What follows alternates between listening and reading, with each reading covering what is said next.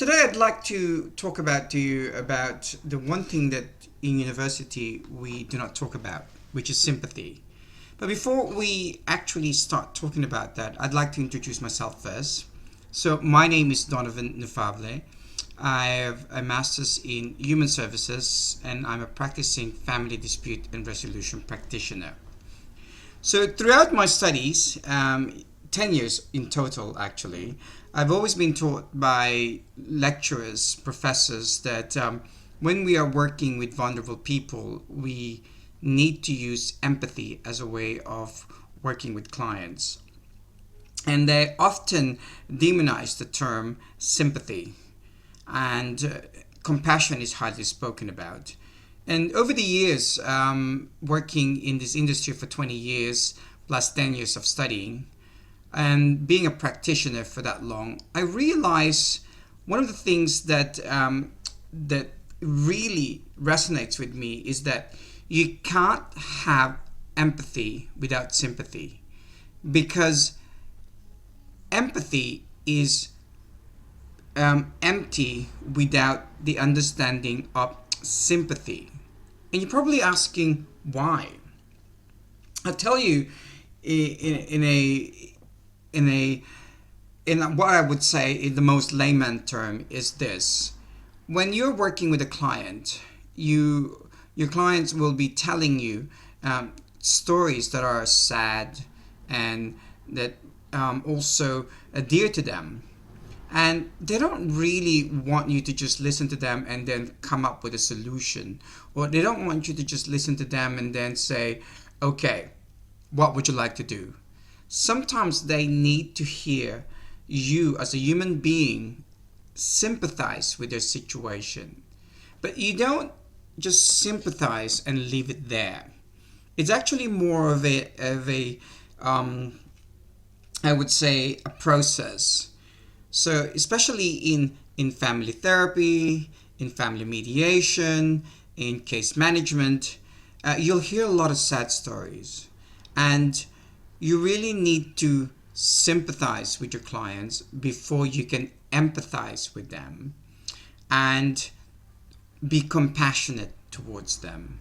So the three main things that really are essential in practice and not just in theory, and this is the difference, and this is something that I need to really talk about, because I have spoken to so many professionals about this, and one of the things that we all agree is that sometimes what we learn in university has very little application in practice.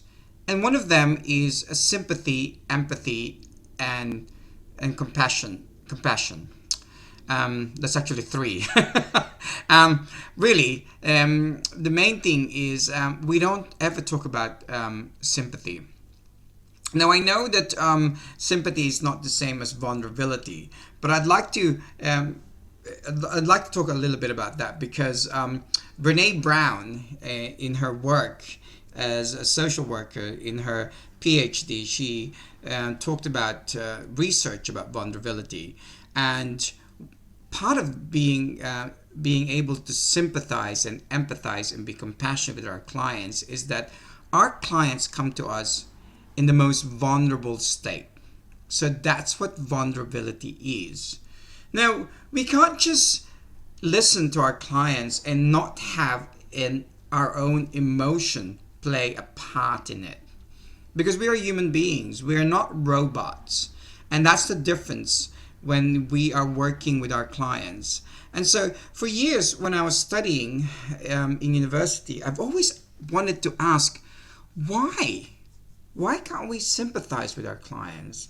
And I kept saying to you that sympathy is like feeling sorry for them.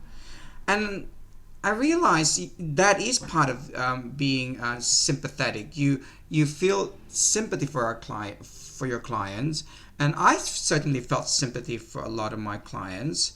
And there were even times when I thought to myself, "Oh my God, how can I not feel sympathy for my client after hearing that story?" But just because I feel sympathy for my client does not mean I'm going to stay in that state with my client. Rather, this sympathy is more about acknowledging that what they went through is something that is difficult. And this is where the work of Brene Brown in vulnerability comes in, because Brene Brown's work in vulnerability talks about our clients coming to us at their most vulnerable time. And we as a practitioner actually becomes part of that journey in that vulnerability. We also have to we also give ourselves a little bit of ourselves in that vulnerability, because we go in that journey with our clients, not to the same effect of our clients going through that journey, but especially in when we are working with them as a therapist, that's a journey with us as well. And that's why it's important. Being vulnerable with your client and your clients being vulnerable with you is a relationship. And this is where sympathy comes in. But when I say sympathy, you don't stay in that state of mind and you don't stay in that state. I think you need to have the three elements when you're working with your clients. You need sympathy, empathy, and compassion. And compassion is something that we also don't talk about in the Western world. This is very much of a developing country or a third world concept, compassion. So before I go back to sympathy and empathy, let me talk a little bit about compassion. I know I might sound a bit all over the place, but I will really round it up for you guys. Compassion is especially in poor countries like the Philippines, South America, or the African nation. Compassion is when you don't have anything already because you are coming from a poor country where there's poverty, but somebody comes to you for help, and the little that you have, you will still give it to that person. That's what compassion is. You know, you're willing to share, and sharing could be anything. Could be food, could be shelter, could be love, and that's where compassion is. And in a lot of developing countries, in poor countries, and also in countries where there's a lot of Zen thinking, compassion is a big term. Compassion is when you give to somebody even though you don't already have anything to give, but you still give. That's what compassion.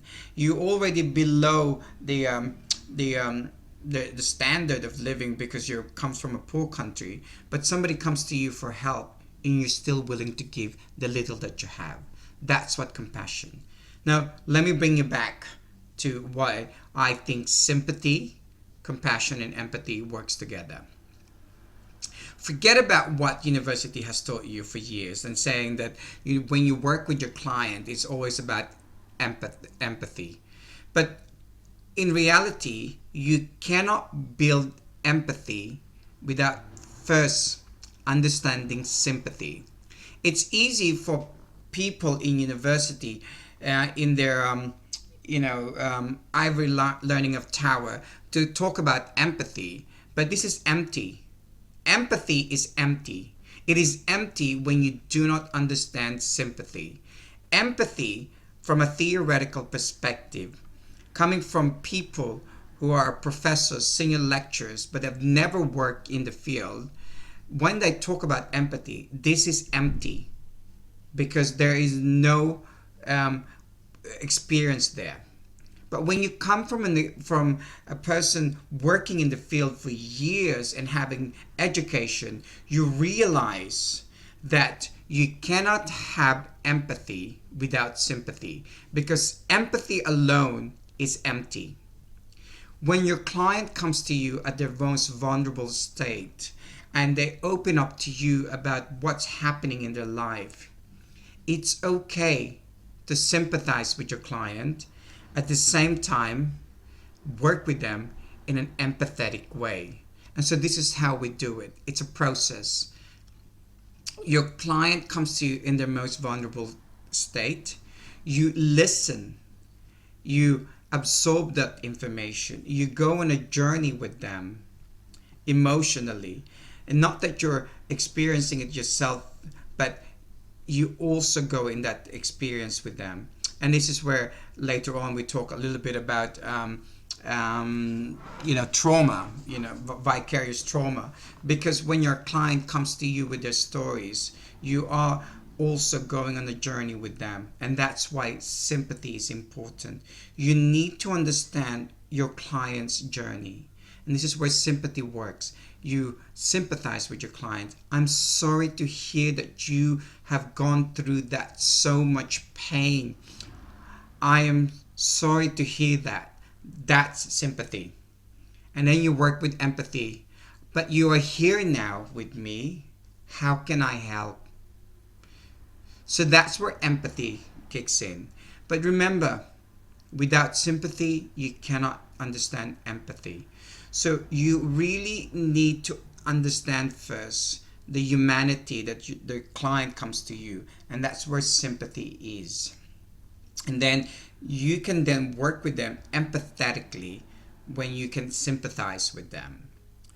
And so empathetically working with your client is you can come from a person-centered approach and say to your client, what would you like me to help you with?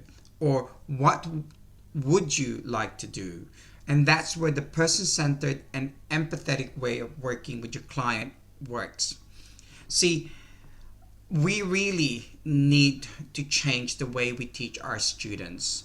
And I'm not just a practitioner, okay? I have a master's degree and I have taught in TAFE and I have taught in university teaching the bachelor's unit. I've taught at University of Queensland. I've taught at Victoria University. I've taught at Swinburne University. So I'm not just a practitioner, I'm also part of the academic world. But the difference between me and somebody who is just purely academic is that I have worked in the field. So I have experience working with people and I've seen the way they work. And we really need to work with our clients. And to do that, we need to be able to understand what they're going through. So we can't just keep trying to help them or trying to find a way to make it person-centered. We need to also listen to the narratives, listen to that journey they went to, sympathize with that journey, but you help them empathetically. And really, and this is where later on we talk about compassion fatigue, is that when you got nothing else because you've given everything, but you still give, and that's where compassion is. So the three actually works together. We need to ready our young people who are coming to university and telling them, that they can't have sympathy, that's only empathy. No, that's wrong. We need to tell them how it is. And that is for them to understand that it's okay to sympathize with your client, but you work with them in an empathetic way. And sometimes you still give more than what you can give, and that's where compassion is. But there are times when you also need to pull away. So today I want you to think about sympathy as not as a negative thing, not as a bad trait, but rather a strength. A strength that you can hone in and realize that you're not a robot. You are a human being and you need to understand the story. And that is the power of sympathy. You sympathize with your client, you go on a journey with them, but you still come out of there using empathetic approach in helping them. I hope that this is have been useful for you guys, because I really want us to change the way we work with our clients, and we really need to change the way we see our clients. And being sympathetic towards our clients, it's not a bad thing. We need to understand the journey they go through, and that's where sympathy is. And we work with them empathetically, And sometimes we even give more than what we can give, and that's where compassion is. So the three works together. We need to understand that, and that's how sympathy, empathy, and compassion work together. Sympathy is not a bad trait. It is something that is natural in us. Thank you.